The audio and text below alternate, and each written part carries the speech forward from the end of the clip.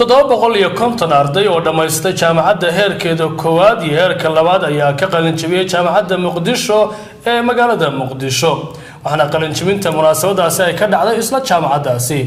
wariyaha telefishinka RTN ee magaalada Muqdisho Ibrahim Xaaji Yuusuf ayaa faafahinta warkaasi Muqdisho ka soo diray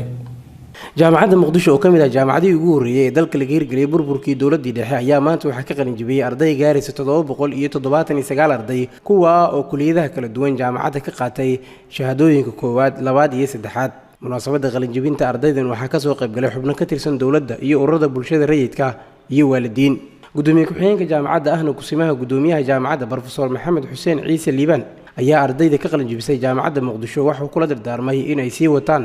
waxbarashadooda waxaan leeyahay hanii'an lakum waxaan leeyahay hambalyo milyoon mabruuk aniga oo fariinna ka sida gudoomiyaha jaamacadda wuxuu aad iyo aad dalka naga maqan wuxuu aad iyo aad idinku soo dirayaa hambaliyadiisa oo ardada oo uu jeclaa sanadkan inuu kala qayb galo laakiin duruufo ay yaani kaga soo gaari waayay wuxuu idin leeyahay waxa aad ugu dadaashaan yaani sida waxbarashada aad uga soo baxdeen aad ugu dhabar adeegteen noloshiina waxay idinka rabtaa dadaal iyo inaad sii wadaan waxbarashadii oo aadan meesha aadan ku dhaafin sidoo kale wuxuu hambaliyo guud yiri iga gaarsii waalidiintii ku soo dhabar adeegay ee mar walba la joogay akhlaaqda iyo dadaalida iyo jaamacadda siday u laazimi lahaayeen garab ku siiyay marka waxaan leeyahay dhammaan dardaarankiisii iyo salaantiisana inaad iga aqbashaan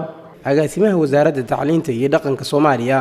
Dr. Cabdishakuur Sheekh Xasan Fiqi oo ka hadal jeediyay badasha ayaa isna waxa uu tilmaamay in dhalinyarada xilligan ka qalin jabinaysa jaamacadaha ku yaal wadanka ka gaar ahaan jaamacadda Muqdisho la doonayo inay ugu faa'iideeyaan waxyaabihii ay barteen wadankooda taa ka sokow mahad celinta iyo hambaliyada aan la wadaagayno ardayda qalin jabinaysa ardaydu waxay qamid yihiin dalkan dadkii wax u bartay oo la rabo inuu howlaha birinta qabtaan waad ogtihiin oo cilmigii waa tegay oo darajada maanta la qaatay waxa ku xiga darajooyin kale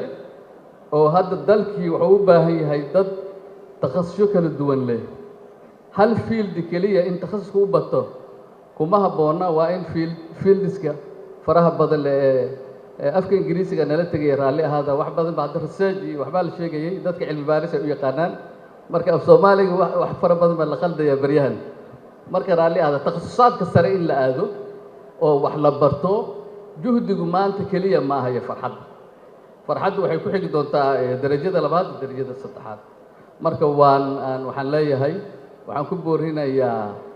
in sida la yeelo Ibrahim Xaaji Yuusuf RTN TV magaalada Muqdisho.